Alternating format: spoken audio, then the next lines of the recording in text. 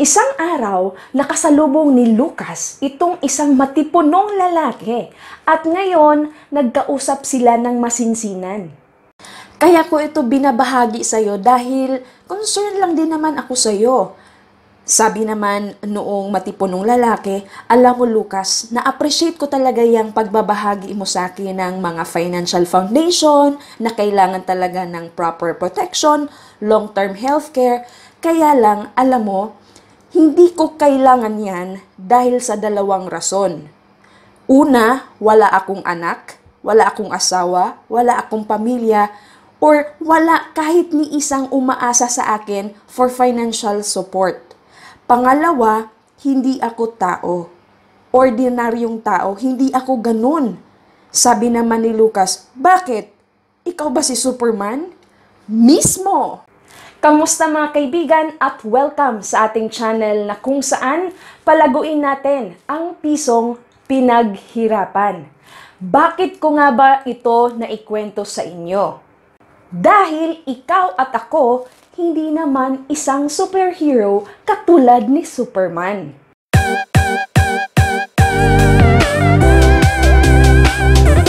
Kaya in short, kailangan natin ng healthcare at life insurance. Bakit? Kasi most likely, ikaw at ako ay makaka-experience nitong mga life situations commonly shared sa mga human beings na nakatira dito sa planet Earth. Ano ba yung mga commonly life situations na yon?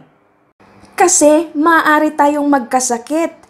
We've been there at one point or another.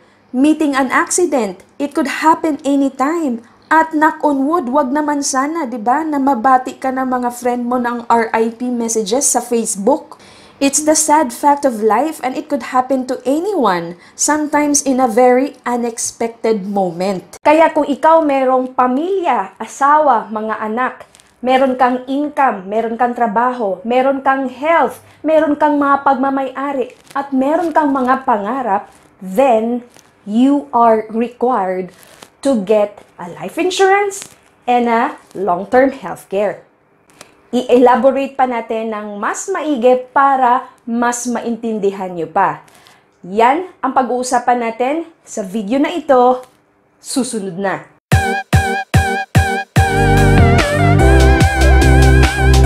Ito ang 5 rason kung bakit kailangan natin ng life insurance and long-term healthcare.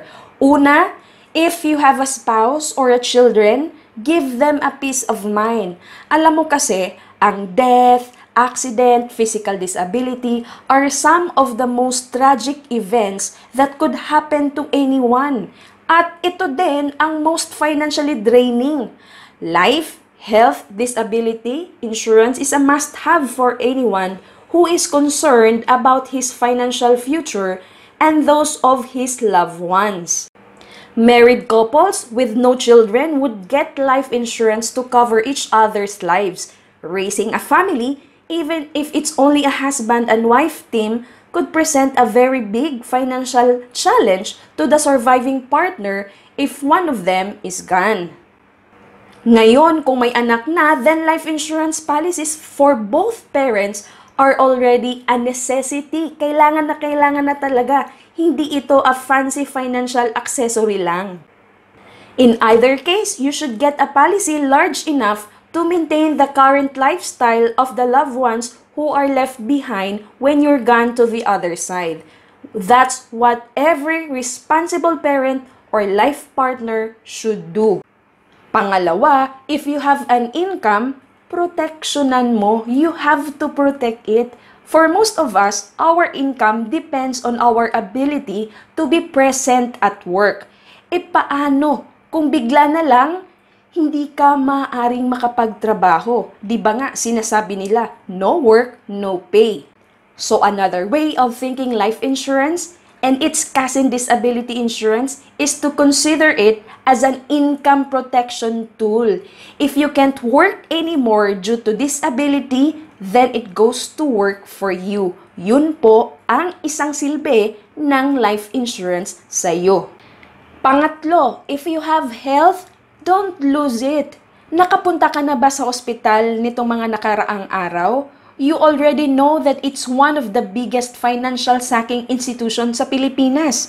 Being confined in a hospital for illness or accident even for a day is indeed very stressful emotionally, physically, at lalong financially. Dahil alam mo, ang medical expenses, yan yung number one factor bakit nababankrupt ang isang tao.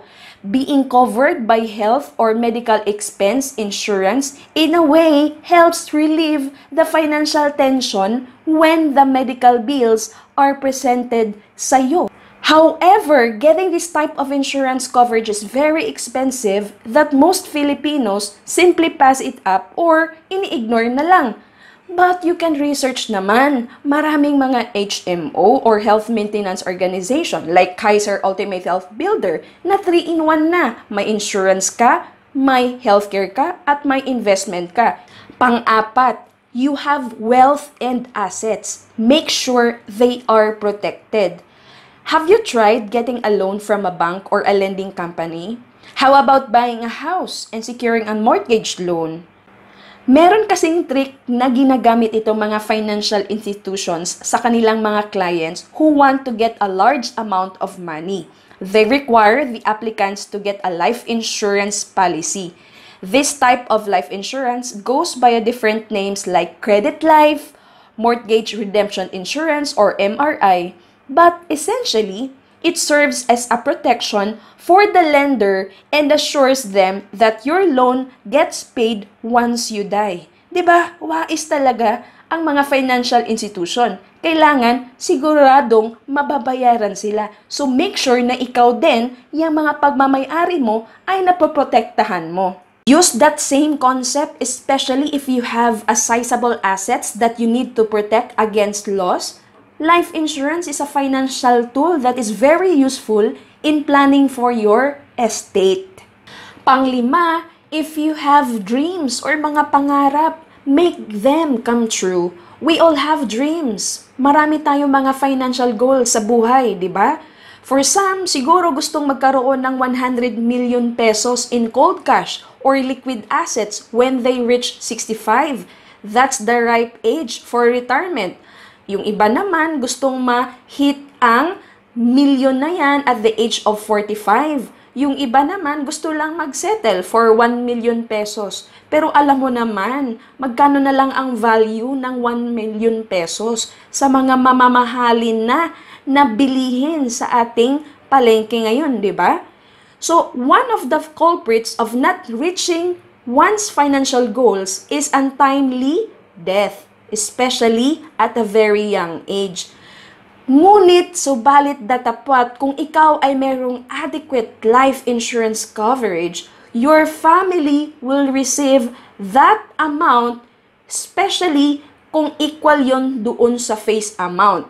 Yun nga lang, wala ka na doon para i-enjoy yon. But, importantly, may natanggap ang pamilya mo.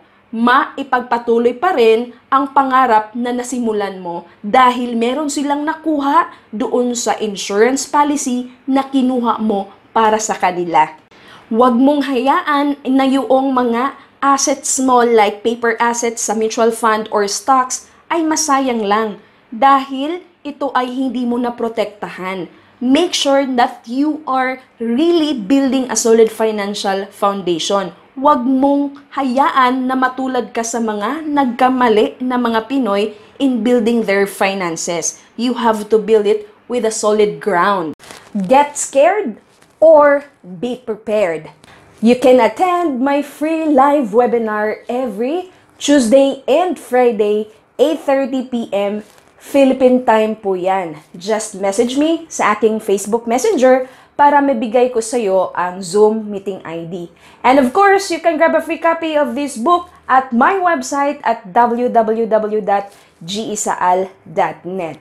If you find this video informative, kindly share this video to your families and friends para sila din ay matuto at maintindihan nila kung bakit kailangan talagang magkaroon muna ng long-term healthcare and term life insurance. Lalong-lalo na, hindi naman tayo katulad ni Superman or kahit na sinong superhero. Mas mabuti na ang merong peace of mind. Ako po muli, si G. Isaal, na palaging magpapaalala sa inyo to live, love, invest. God bless everyone, and always remember, God loves you.